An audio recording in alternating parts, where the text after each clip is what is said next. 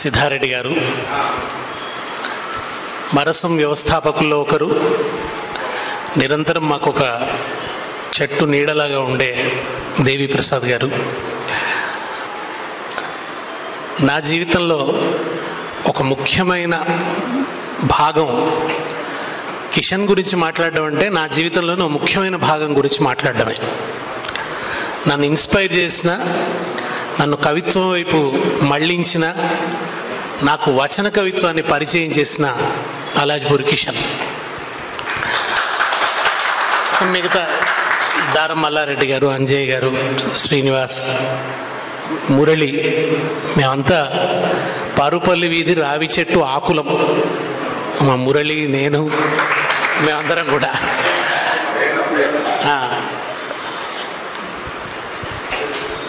నేను తెలంగాణ ఉద్యమ సందర్భంలో ఒక వక్తగా ఏమన్నా రాణించానంటే, కొంత ప్రభావం చూపించానంటే నాకు రోల్ మోడల్ వేణన్న.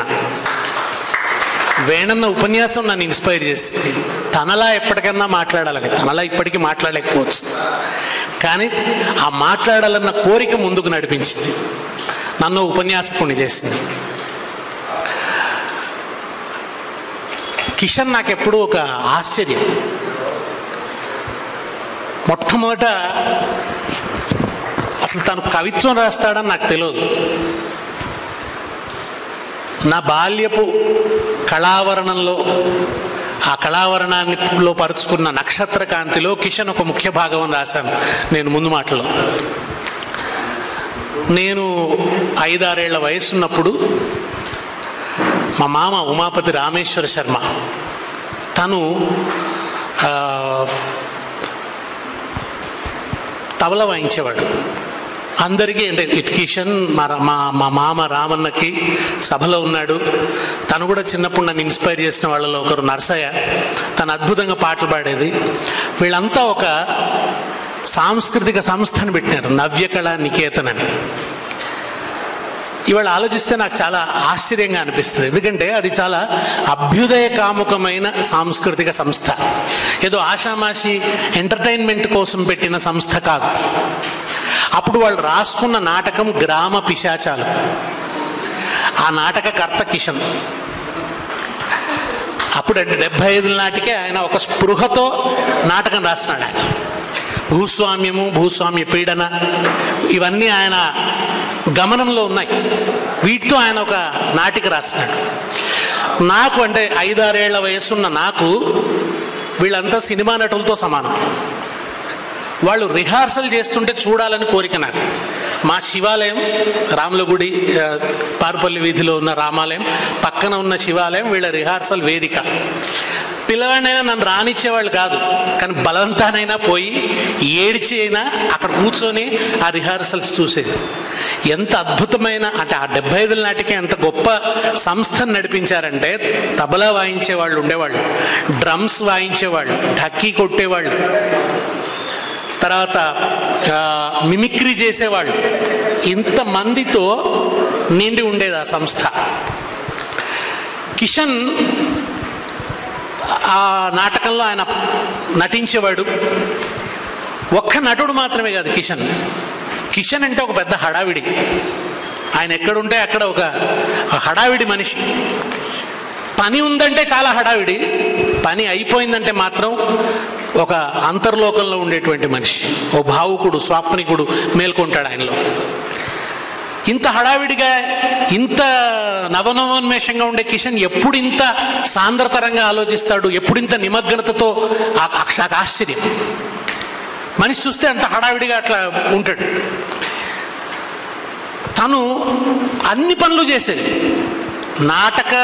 నటుడుగానే కాదు, ఆ స్టేజీ వేయడం దగ్గర నుంచి పీటలు 4 ఇళ్ల నుంచి తీసుకొచ్చి. అప్పుడు నాకు గొప్ప ఇన్స్పిరేషన్ వీళ్ళందరినీ చూస్తుంటే. అటువంటి కిషన్తో నాలేయాలన్న కోరిక నాలో కూడా తీవ్రంగా ఉండి, మళ్ళీ నాటకం వేయాలంటే ఎవరు, మళ్ళీ నేను కిషన్ దగ్గరికి పోయినా. మా మామతో నాటకాలు వేసిన కిషన్ ఎంత సజీవంగా ఉన్నాడంటే, అంటే పెళ్ళయింది, సంసార బరువులు మీద పడ్డాయి, ఓ చిన్న వ్యాపారం చేస్తున్నాడు, అంతకుముందు టైలర్ పెట్టుకున్నాడు, అది నడవలేదు, మళ్ళీ వచ్చి బ్యాంగిల్ స్టోర్ పెట్టుకున్నాడు, అది అంతంత. ఇటువంటి సంసారపు బరువుల్లో ఉన్న ఈ నొప్పిలో, ఈ బాధలో, ఈ చాలని జీవితాన్ని నెట్టుకుపోతున్న కిషన్, ఓ పిల్లవాడినైనా నేను అంటే కిషన్ నాటకం వేద్దామంటే చలో అన్నాడు. నాటకానికి తయారు ఆయన వేయడానికి. అప్పుడు మేము లైబ్రరీలో పుస్తకం వెతికి తనికెళ్ళ భరణి రాసిన గార్ధభాండం అనే నాటిక అది తీసుకొని రిహార్సల్ చేస్తూ, ఇక్కడ రవీంద్ర పబ్లిక్ స్కూల్లో మా రిహార్సల్స్, నర్సయ్య కూడా దాంట్లో భాగం. అప్పుడు తను కూడా దాంట్లో అద్భుతమైన నటన. నర్సయ్య కూడా చాలా గొప్ప నటుడు. తను శకుని పాత్ర వేస్తే ధూళిపాళ్ళని మరిపించేది. అతను శకునిగా, కొన్నిసార్లు కిషన్ శకునిగా, నర్సయ్య దుర్యోధనుడి పాత్ర వేసేది, కొన్నిసార్లు తను శకుని పాత్ర వేసేది. అది నాకు మనసులో ఉండి నర్సయ్యతో కూడా నటించాలని కోరిక.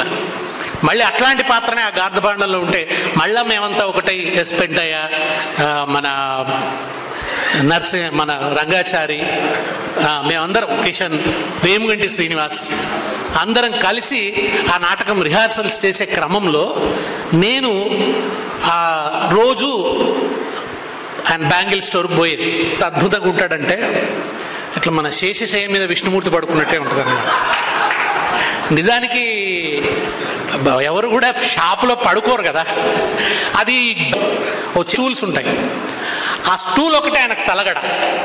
ఆ తలగడగా ఇట్లా పెట్టుకొని బ్రహ్మాండంగా ఇట్లా మన శేషశయ్య మీద విష్ణుమూర్తి ఉన్నట్టుగా అట్లా ఉండేదన్నమాట. మేము పోగానే రా కూర్చో అని చెప్పి ఓ అద్భుతమైన దీంట్లో అంటే ఎట్లా తను ఇంత ఈ అభివ్యక్తి తనకు ఎట్లా వస్తుంది అనేది నాకు అప్పుడు ఆశ్చర్యం. నాకు వేముగంటి సార్ ఉన్నాడు, మా నాయన పద్యం రాస్తాడు, పద్య కవిత్యకంగా అనిపించింది అనమాట. చాలా వైచిత్రి కనపడ్డది నాకు దాంట్లో. ఇట్లా ఎట్లా అనగలుగుతున్నాడు? నన్ను నేను ఖండించుకుంటే మట్టి నుండి కవిత పుష్పమై విచ్చుకున్నాను. ఈ వైచిత్రి ఇట్లా ఎట్లా అనగలుగుతున్నాడు ఈయన? ఈ ఖండించుకోవటం ఏమిటి? ఖండించుకున్న మనిషి మళ్ళీ మట్టిలోంచి కవితా పుష్పమై రావడం ఏమిటి? ఆ ఎత్తుగడే. నన్ను నేను ఖండించుకుంటే మట్టి నుండి కవిత పుష్పమై విచ్చుకున్నాను. నా గుండెలో ప్రేమ పావురాలు ఎగరేస్తే సింహం జూలు విదిల్చి నాతో కరచాలనం చేసి కవాతులో కదిలి వస్తుంది. ఎంత కాన్ఫిడెన్స్ చూడండి అసలు. దోసిళ్లలో నా కన్నీళ్లను నదిలో కలిపితే నది సముద్రానికి టాటా చెప్పి పొలాలన్నింటినీ తడిపింది. పంట ఈ ప్రపంచానికి పిడికెడు అన్నం పెట్టింది. నాలో 2 రక్తం చుక్కలు అగ్నిలో చల్లితే, ఇవన్నీ నాకు అద్భుతమైన ఎక్స్ప్రెషన్స్. ఈ రక్తం చుక్కలు బుద్ధుడై ప్రపంచానికి జ్ఞానం పంచుతున్నాడు. జ్ఞానం పొందిన మనిషి శిలలకు ప్రాణం పోస్తున్నాడు. ఇది చదివి అంటే సరిగ్గా ఇట్లాంటి కవితలు, ఇది కొత్త పుస్తకంలోని కవిత అనుకోండి, ఇది చూసి నేను ఈయన ఇట్లా పలకగలుగుతున్నాడు అని తీసుకొని పోతే ఆ కవిత అంతా చదివిండి కిషన్. అది చదివి ఇట్లా కాదు రాయాల్సిందే అన్నాడు. ఏంటంటే ఎత్తుగడ అద్భుతంగా ఉండాలి అన్నాడు. శివారెడ్డి సార్ కవిత్వం చదువు, ఎత్తుగడ ఎట్లా ఉండాలో తెలుస్తుంది అన్నాడు. అని శివారెడ్డి పుస్తకాలు ఇచ్చాడు నాకు. అని తను నా కవిత్వం ఎత్తుగడ మార్చాడు. ఆమెకు కొత్తగా గాయం చేసేదేమిటి, ఆమె గాయంగానే పుట్టింది కదా అని మార్చినాడు. ఆ పోయం చదివితే నాకు కవి సమ్మేళనంలో నాకు బ్రహ్మాండమైన ప్రశంస వచ్చింది. అంటే నాకు కవిత్వం ఎట్లా రాయాలి, ఎట్లా ఎత్తుకోవాలి, ఒక కొత్త డిక్షన్ పరిచయం చేశాడు కిషన్. నాకు అది పెద్ద ఆశ్చర్యం, ఎట్లా ఇది కిషన్కు సాధ్యమైంది అని. తనేం చదువుకోలేదు, 6-7 తరగతులు చదువుకున్నాడు. నేను ఇప్పుడు రాగానే అడిగా, నువ్వు మంజీరా పరిధిలోకి రాకముందు నుంచే కవిత్వం రాస్తున్నావు కదా, సిద్ధారెడ్డి గారు పరిచయం కాకముందు నుంచే కవిత్వం రాస్తున్నానన్నాడు. ఎట్లా మరి ఈ కవిత్వం అనంటే, తను చెప్పిన మాట తర్వాత ఇవాళ ఈ పురస్కారం గొప్ప కవితాన్యాయం అనిపించింది. వేముగంటి సార్ ప్రేరణే నాకు మొట్టమొదట అన్నాడు. వేముగంటి సార్ సాహితీ వికాస మండలి ద్వారా ఈ సిద్దిపేటలో, నేను ఎప్పుడు సిద్దిపేట గురించి చెప్పినా నాకు రాయపురంలో మాట ఒకటి గుర్తుకొస్తుంది. ఏ మంచి పువ్వులను ప్రేమించినావో నిన్ను మోసే ఈ తల్లి కనక గర్భమున అన్నాడు ఆయన.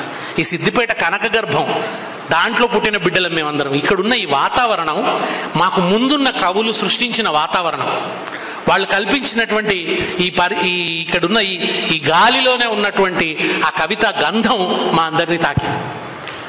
గీతాభవన్లో సాధువులు సన్యాసులు వచ్చి చెప్పిన బోధలు, వేమగంటి సార్ నిర్వహించిన సాహితీ వికాస మండలి సభలు, ఇవి మొట్టమొదట నాలో బీజాలు వేశాయని చెప్పినాడు కిషన్. ఆ తర్వాత ఆయన అంతకంటే కూడా ఏమిటంటే ఆయన కమ్యూనిస్టు చైతన్యాన్ని అందిపుచ్చుకున్నాడు, అభ్యుదయ చైతన్యాన్ని అందిపుచ్చుకున్నాడు. అందిపుచ్చుకొని సిద్ధారెడ్డి గారు బరసం ఇంక ఈ పరిధిలోకి రాకముందే ఆయన అభ్యుదయ కాముకుడై ఉన్నాడు, అభ్యుదయ కాముక కవిత్వం రాస్తున్నాడు. దానికి కారణం ఆయనకు వాళ్ళ వాడలకట్టులో ఉన్న గుండు గౌరయ్యతో ఆయనకు సిపిఎం పార్టీతో సాన్నిహిత్యం ఏర్పడ్డది. ప్రజాశక్తి పత్రిక, ఆ పత్రిక చదువుతూ జాతీయ అంతర్జాతీయ పరిణామాల్ని విశ్లేషించటం నేర్చుకున్నాడు. అందుకనే సర్టిఫికేట్ చదివే అవసరం లేదు. చాలామంది అంటారు, ఎవరో ఒకసారి అన్నారు, మనం నా స్టడీస్ అయిపోయినాయండి అంటారు. కానీ దాని స్టడీస్ అయిపోతాయి ఎప్పటికైనా? సర్టిఫికేట్ల చదువులు అయిపోతాయి కానీ మనిషి అధ్యయనం ఎప్పటికీ ముగిసిపోదు. అట్లా నిరంతర అధ్యయనశీలి కిషన్. ఆయన క్లాస్ రూమ్లో చదువుకోలేదు కానీ సమాజాన్ని తరగతి గది చేసుకొని నిత్యం చదువుతూనే ఉంటాడు కిషన్. కిషన్ ఎప్పుడు ఆశ్చర్యపరుస్తాడు. కిషన్ ఇవాళకి ఒక 10 పత్రికలకు క్షుణ్ణంగా చదువుతాడు. లైబ్రరీకి వెళ్ళి 10 పత్రికలకు క్షుణ్ణంగా చదువుతాడు. మాట్లాడుతున్నప్పుడు ఎక్కడో అంతర్జాతీయంగా జరిగిన ఓ వార్త చెప్పి ఆశ్చర్యపరుస్తాడు. ఇవన్నీ పరిశీలిస్తున్నాడా కిషన్ అని అనిపిస్తుంది అనమాట. అంత ఒక లోతైన దృష్టి కలిగిన వాడు కిషన్. అది కారణం ఆయన రాజకీయ దృక్పథం. ఆ రాజకీయ దృక్పథం ఆయనకు ఒక అంతర్జాతీయ పరిధిలో విషయాల్ని అర్థం చేసుకునేటువంటి ఆ నైపుణ్యాన్ని ఆయనకిచ్చింది. అది అందిపుచ్చుకున్నాడు ఆయన. అక్కడి నుంచి ఈ అభ్యుదయపరమైన ఈ కవిత్వం రాయటం ఆయన మొదలుపెట్టినాడు. ఆ తర్వాత సరే సిద్ధారెడ్డి గారి పరిచయము, మరసం స్థాపన, మరసం పనంతా కిషనే. ఇప్పటికీ మరసం పతాకం ఎగరేయాలంటే దానికి సంబంధించిన కర్రకు ఆ కాగితాలు అంటించడం అది మళ్ళీ కిషన్ ఇంట్ల నుంచే జరుగుతుంది. దానికి కావాల్సిన ఆ పతాకాన్ని కట్ చేసి దాన్నంతా తయారు చేసి దానికి ఆ సొగసులన్నీ అద్దేది చేసేది కిషన్. బాధకు పర్యాయ పదం కవిత్వం అని శ్రీశ్రీ ఎందుకన్నాడో కానీ కిషన్ బాధకి పర్యాయ పదం ఆయన కవిత్వం. కిషన్ బాధలన్నీ నేను దగ్గర నుంచి చూస్తున్నాను. నిండుకున్న ఇంటికి మహారాణి ఆమె అన్నాడు. ఇంట్లో ఏం లేదు, ఇల్లు నిండుకుంది, ఆ నిండుకున్న ఇంటికి మహారాణి ఆమె అన్నాడు. ఎందుకంటే ఆర్ద్రమైన వాక్యం ఇంకేముంటుంది? నిండుకున్న ఇంటికి మహారాణి ఆమె.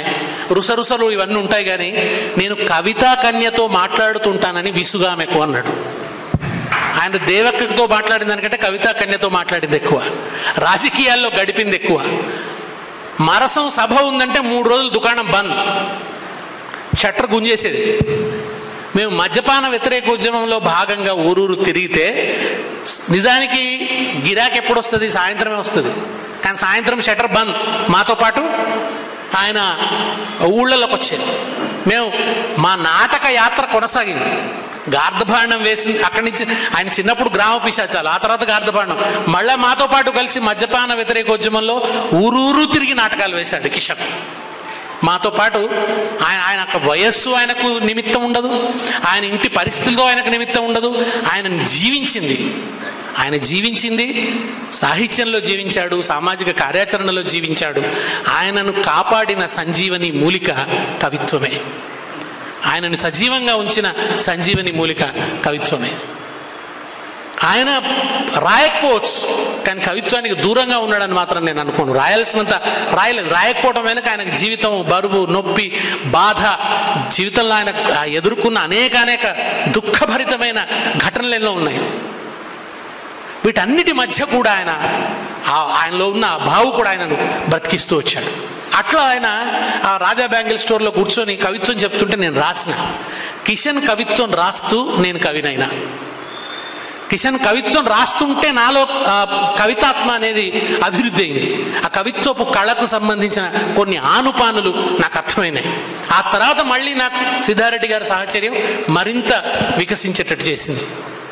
ఎంత అంటే కిషన్ ఉన్న ఊరు వాడకట్టంతా కూడా అది వ్యావసాయిక జీవితంతో నిండి ఉన్న మనుషులు, అంత రైతులు చుట్టూ అంతా కూడా వాళ్ళ మధ్యనే పుట్టి పెరిగాడు ఆయన. కనుక ఆయనలో ఒక రైతు ఎప్పుడు బతికి ఉంటాడు కిషన్లో. ఆ రైతు హృదయం మనకు ఈ మన దీంట్లోనూ మీకు ఒడిశెల్లోనూ కనబడుతుంది, తర్వాత పేగు తెగిన పాటలను ఉంటుంది. ఇంకా అప్పటికి తెలంగాణ ఉద్యమం లేదు, తెలంగాణ సోయి కూడా లేదు, తెలంగాణ భాషలో కవిత్వం రాయాలనే ఆ కాన్షియస్నెస్ ఇంకా అంతగా అభివృద్ధి కాలేదు. కానీ అప్పుడే కిషన్ అద్భుతమైన తెలంగాణ డైలెక్ట్, తెలంగాణ భాషలో ఆ తెలంగాణ నుడికారంతో ఒక గొప్ప పోయం రాశాడు.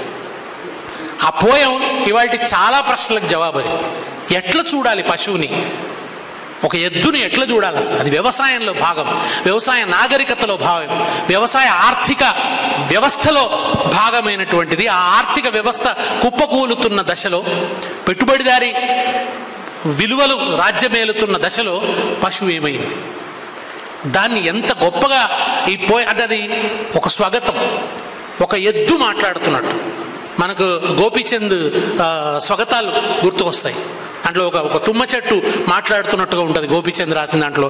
దానికి ఏమాత్రం తీసిపోని అద్భుతమైన కవిత మన వడిసెలలో ఈ ఎద్దు స్వాగతంగా కిషన్ రాసినటువంటి కవిత. నోరులేని దాన్ని, మీ బిడ్డెసుంటి దాన్ని నన్ను అమ్ముకుంటారా, కోతకు అమ్ముకుంటారా? మీ కడుపుల పుట్టకున్నా మీ ఇంటి దాన్ని నన్ను మిషను కొడతారా? మీ పిల్లల్ని గంత గావురంగా పెంచుకోబడితిరి, నాకు పిడిగేడు గడ్డేసి సాదరా? బాటెరకలే బరువెరకలే కరువెరకలే కష్టమెరకలే, నేనెండి మీకు బువ్వ పెడితి, పానం అవిసిపోయినా పాలిస్తి. దాని చుట్టూ ఉన్న ప్రతి అంశాన్ని తీసుకొచ్చాడు. మీ ఇంట్లో అల్కైతి, వాకిట్ల సాన్పైతి, పొయ్యిల పిడికైతి, ఆఖరుకు మీ కాళ్ళ చెప్పైతి. ఇక్కడ మనలో ఉండే ద్వంద్వత్వాన్ని, ద్వంద్వ విలువల్ని ఎండగడతాడు. ఇంటి ముంగట పూజలు చేసి ఇంటెనక కట్టిరిగేటట్టు కొడుతుంది. ఇంట్లో గృహప్రవేశం చేసేటప్పుడు ఆవు ప్రవేశించాలి, కానీ అదే ఆవు సరిగా పాలియకుంటే ఈయరమైర కొడతాం. ఇంటి ముంగట పూజలు చేసి ఇంటెనక కట్టిరిగేటట్టు కొడితిరి, నోరులేని దాన్ని కదా మూట కొడితి, ఇరువాళ్ళు నాగలు దున్నితి, దంతె కొడితి, గొర్రు కొడితి, నా రక్తం ఇత్తాయే మొల్కాయే, బంతి దొక్కితే మీ ఇంట్లో పంటాయే, రాసులు పోసి దొర జేబులు నింపితి, జ్ఞానం లేని దాన్ని కదా బాంచన్ నన్ను నాగం చేస్తారా? ఎంత అద్భుతమైన వ్యంగ్యం. ఇక్కడ జ్ఞానం లేనిది ఎవరికి? జ్ఞానం లేని దాన్ని కదా బాంఛన్ అనడంలో ఎంత అద్భుతమైన వ్యంగ్యం ఉంది. నన్ను నాగం చేస్తారా? దొరసాని కచ్చరం ఎక్కితే 20 ఆమర్లు ఇరుసోలే తిరిగిన జీతగాడు వారుగట్టెతోటి కొడితే ముడ్డెంత నెత్తురాయి, బీట్ల ఒడ్లు మోస్తి, గిర్నీల బియ్యం మోస్తి, బస్తీల పెద్ద పెద్ద బరువులు మోస్తి, గాండ్లోళ్ళ ఇంట్లో గానుగై తిరిగితి, బండేడు బరువైన బతుకు మీకు కూడా బరువాయనా? మీ కొట్టంలో పుట్టిన దాన్ని మీ కొట్టంలోనే సావనీయండ్రి, మీ గుడ్డంలోనే బొందు పెట్టుండ్రి, నోరు లేని దాన్ని మీరు నరకాన పడొద్దని దానం ఇచ్చినాడు. గోదానం ఇస్తాం కదా నరకంలో, మన అదేందా వైతరిని నది దాటిస్తుందని. మీరు నరకాన పడొద్దని దానం ఇచ్చినాడు, అంబ అంటున్న లేగ నిడిసి నరకాన పడ్డదాన్ని. నేను నరకాన్ని అనుభవించాను, మీరు దానం ఇస్తుంటే బిడ్డను వదిలిపోవాల్సిన ఆ దుఃఖాన్ని అనుభవిస్తూ నేను నరకాన పడ్డాను. అడవిల పులి ఆకలై ఒక్కసారే సంపక తింటది, కబేలలా తోలుబ్బగొట్టి మిషన్ల పెట్టి మెడగోసి కాలు నరికి కైమ చేసి బర్ఫు డబ్బాలల్లో పెట్టి అమ్ముతారు. నన్ను గంత గోస పెడతారా?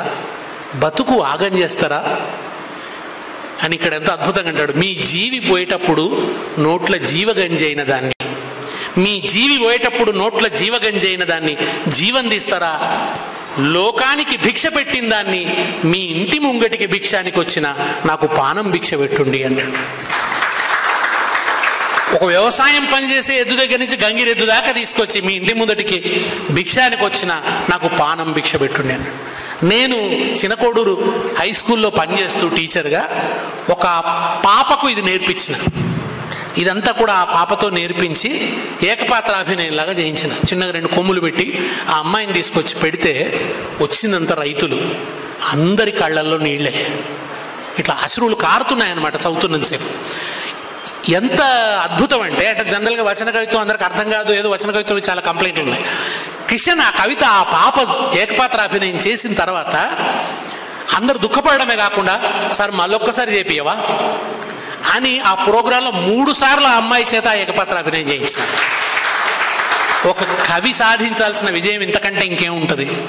ఎవరిని చేరాలనుకున్నాడో, ఎవరికి అందాలనుకున్నాడో వారికి అద్భుతంగా కిషన్ చేరగలిగాడు. అటువంటి శక్తి కిషన్లో ఉంది. అట్లా వాక్యాన్ని ప్రయోగించగలిగినటువంటి అద్భుతమైన శక్తి కిషన్లో ఉంది. ఇది నన్ను ఆశ్చర్యపరిచిన విషయం అన్నమాట. ఎట్లా అందుకున్నాడు? దానికి కారణం ఆ మనిషిలో ఉన్న ఉదారత్వం, ఆ మనిషిలో ఉన్న విశాలత్వం, ఆ మనిషి లోకాని కోసం పడే ఆ పరితాపం. అది కిషన్ను అంత ఆర్ద్ర హృదయుడిగా మార్చింది, అంత అద్భుతమైన కవిత్వం చెప్పేలా చేసింది. తనకు లోకానికి మధ్య సమన్వయం కుదిరేదాకా కవి చేసే అంతర్బహిర్యుద్ధారావమే కవిత్వం అన్నాడు కదా చలం. లోకంతో ఎప్పుడూ పొసగలేదు కిషన్కి ఎప్పుడు పొసగలేదు. ఎప్పుడూ పాపం ఆయన ఒక మాట నేను ఇందులో రాసినాను, ఆయనకి ఏ పని చేసినా చేయి తిరుగుతుంది, కానీ ఏ పనిలో ఆయనకు దశ తిరగలేదు. ఆయన అన్ని పనులు చేసిండు పాపం. ఇప్పటికి ఇప్పుడు యాదికి వస్తే ఎంత బాధ అనిపిస్తుంది, ఎంత దుఃఖం అనిపిస్తుంది అంటే, వక్కపొడి అమ్మడానికి కిషన్ ఒక దశలో వక్కపొడి అమ్మే వ్యాపారం చేసిండు. రోజు 50 కిలోమీటర్ల సైకిల్ దొక్కిండు కిషన్. అది వేసుకొని ఇక్కడి నుంచి జగదేపూర్ నుంచి ఇంకేదో గజ్వేల్ నుంచి ఇట్లా వరంగల్ దాకా కూడా సైకిల్ దొక్కుతూ శ్రమకి వెనక్కిపోయే మనిషి కాదు, చాలా శ్రామికుడు. ఎంత భావుకుడో, ఎంత స్వాప్నికుడో అంత శ్రామికుడు కిషన్. అంత కష్టపడేటువంటి మనస్తత్వం. అందుకే నేను ఇంతకుముందు చెప్పిన కదా, సభ అయిందంటే కూడా పనంతా తనే మోస్తాడు. మేము సిద్ధారెడ్డి గారు వెంట వచ్చేది, మేము పోస్టర్లు వేసేది. ఆ పోస్టర్లు వేస్తుంటే నేను చాలా జోకులు వేసేది కిషన్ మీద. జోక్ ఏంటంటే, ఆయన ఆ పోస్టర్ వేస్తూ కూడా మధ్యలో ఎక్కడో చిన్న అద్దం కనబడితే ఇట్లా దూకునేది అనమాట. ఉన్నాయా 4 గంటలు కానీ దూకునేది. బాగా దూకోవడం, పౌడర్ వేసుకోవడం, చాలా ఫ్రెష్గా ఉంటాడు ఎప్పుడు. అక్కడ మేము పోస్టర్లు వేస్తుంటే ఆ పక్కన చిన్న కారు అద్దం కనబడగానే ఎప్పుడు జేబులో దువ్వెన ఉంటుంది, తీసి చకచక దూకునేది. నాకు కిషన్ మీద జోకులు వేయడం బాగా ఇష్టం మొదటి నుంచి కూడా. అవన్నీ చాలా ఇష్టంగా స్వీకరిస్తాడు తను ఎప్పుడు కూడా. మా ఇద్దరిది ఎట్లా ఉండేదంటే, ఈ పోస్టర్లు తీసుకొని సైకిల్ మీద పోతూ ఉంటే శివారెడ్డి గారిలాగా కవిత్వం ఆశుగా చెప్పేది. నడుస్తూ మాట్లాడుతూ అవన్నీ ఎంత నోటికి అయిపోయిందంటే, శివారెడ్డి గారి సభలో ఆయన ఉపన్యాసం మొదలుపెట్టే ముందు ఇక్కడి నుంచి నేను అనేవాడిని, I love my country in which I was born, Eugenio Montale అనే ఇటాలియన్ కవి అన్నట్టు సార్ అట్లే మొదలుపెట్టేది అనమాట. ఇక్కడ మేమంటే ఆయన అట్లే అంత నిమగ్నత అనమాట. అంత ఆరాధించాడు ఆయన, అంత ప్రేమించాడు. అట్లా దాన్ని అంతా కూడా సొంతం చేసుకొని తాను కవిత్వాన్ని ప్రేమిస్తూ నిరంతరంగా దీని మధ్యనే ఆయన బ్రతుకుతూ వచ్చాడు. నాకు నిజంగా తెలుసు, మేము ఇక్కడి నుంచి పోయిన తర్వాత కిషన్ చాలా తల్లడిల్లి ఉంటాడు, చాలా బాధపడి ఉంటాడు. మేము లేకపోవడం ఆయన హృదయాన్ని చాలా బాధ పెట్టి ఉంటుందని. కిషన్ వాళ్ళ ఇంటితో నాకు కూడా అనుబంధం ఉంది. ఆ ఇంట్లో నేను స్కూల్ నడిపాను. దాని పేరు మాకు అసలు ఎక్కడ స్కూల్ నడిపొస్తా చెప్పండి. ఆయనకి వ్యాపారం చుక్కెదురే, నాకు చుక్కెదురే కనుక ఆ స్కూల్ మాకేమీ ఇవ్వలేకపోయింది. దాని పేరు మేము పెట్టింది గురజాడ విద్యాలయం. గురజాడ విద్యాలయం పేరు పెట్టుడు కదా, ఆ వాడకట్టుకు గురజాడ వీధి అని పేరు మార్చేసినాం కూడా మేము. గురజాడ వీధి అనే పేరు మార్చేసినాం. ఆ ఇల్లు చాలా విశాలమైన ఇల్లు. ఆ ఇంట్లో పోగానే నాకు వాళ్ళ నాన్న ఆ మన పైన సరాల మీద, దూలాల మీద పద్యాలు రాసేది ఆయన. వాళ్ళ నాన్న కూడా ఆయనకి జాతీయోద్యమ స్ఫూర్తి ఉంది, సాధు సంతుల బోధనల యొక్క ప్రభావం ఉంది. ఆయన భలే ఉండేవాడు, రూపం భలే ఉంటుంది. చాలా వరకు వీళ్ళ ఖత్రీ సమాజంలో కొంచెం రూపము వర్చస్సు బాగుంటుంది. ఒకసారి ఆయన జగ్గయ్యపేట పోతే సుభాష్ చంద్రబోస్ అనుకొని అరెస్ట్ చేసినారట ఆయనను. ఆ కళ్ళద్దాలు అవి కూడా అట్లాగే ఉండేవన్నమాట. అది ఎప్పుడు చెప్పేది ఆయన వాటి మీద భూషణ వికాస శ్రీ ధర్మపుర నివాస దుష్ట సంహార నరసింహ దురిత దూర అని వాటి మీద రాసేది ఆయన. దూలాల మీద పద్యాలు, రకరకాల పద్యాలు రాసి ఉండేవి. వాళ్ళ అమ్మ కూడా చాలా ప్రేమమయ్యా, పిల్లల మీద విపరీతమైన ప్రేమ, ఒక్క నిమిషం ఎవరు కనబడకపోయినా అని. అందుకే టార్చర్ అనే కవిత, సీన్ను తీసుకుపోయి పోలీసులు దుర్మార్గమైన సీను కోసం వచ్చి కిషన్ను తీసుకుపోయి పెట్టిన హింస, దాన్ని ఎంత అద్భుతంగా ఆయన కవిత్వీకరించినాడు. ఆ హింస తాలూకు అదంతా కూడా చదువుతున్న వాళ్ళంతా కూడా ఆ పెయిన్ అంతా మనం ఫీల్ అవుతాం. అంత అద్భుతంగా రాశాడు ఆ పోయం. అది ఒకసారి మెదక్లో ఒక కవి సమ్మేళనం జరిగింది. మేము అందరం పోయినాం. శివారెడ్డి గారికి కేంద్ర సాహిత్య అకాడమీ అవార్డు వచ్చినందుకు అభినందనగా అందరం మెదక్లో ఒకసారి కూర్చున్నాం. కూర్చుంటే దానికి కిషన్ రాలేదు, ఎందుకో కారణాల చేత ఆయన రాలేదు. రాకపోతే చెప్పినాం ఇట్లా అద్భుతమైన కవిత రాసినాడంటే శివారెడ్డి గారు అయ్యో కవిత ఉంటే బాగుండు కదా అన్నాడు. అప్పుడు నేను పక్కకు పోయి మొత్తం రాసుకున్నాను. అంటే కవిత అంతా నాకు నోటికి అయిపోయి, కిషన్ కవితలు నాకు కంఠోపాఠంగా ఉండేవి. ఆ కవితనంతా నేను అక్కడ మళ్ళా చదివితే అందరూ కూడా మూవ్ అయిపోయారు విపరీతంగా. అంత ఆ కవిత మా అందరినీ కూడా గొప్ప ప్రభావం వేసింది, మా అందరి మీద కూడా. ఈ ఇంట్లో ఆ ఇంటి గురించి ఎంత ఆర్ద్రమైన పోయం రాసినంటే, అందుకనే వేణన్ ఇంతకుముందు అవన్నీ ప్రస్తావించండి. అటువంటి ఓ విశాలమైన ఇల్లు, అంత ప్రేమతో కూడినటువంటి ఇల్లు, ఆ బాల్యపు స్మృతులతో ముడిపడినటువంటి ఇల్లు, ఆ జ్ఞాపకాల గూడు, అది ఒక ఎప్పటి నుంచో వారసత్వంగా వచ్చిన ఇల్లు, అన్నదమ్ములతో అందరితో కలిసిమెలిసి బతికిన ఇల్లు, అనేక ఆ ప్రేమ అవన్నీ ముడిపడి ఉన్నటువంటి ఆ ఇల్లు నుంచి మనిషి ఒక అపార్ట్మెంట్కి పోతే ఎంత పరాయీకరించబడతాడో ఆ రెండు కవితల మధ్య ఒక తేడాతో కిషన్ అద్భుతంగా చూపించినాడు. ఇది ఆ తల్లి పోయింది, తల్లి లాంటి ఇల్లు పోయింది, బాపు చేతుల కష్టం కలల సౌధం, కడుపు కట్టుకొని కొన్న ఇల్లు, నీడగూడు నిశాని నీడగూడు నిశాన, నీడ కథ గూడు కథ గుడి కథ, గుడి గుండమైంది ఇంటి దీపం కొండెక్కింది.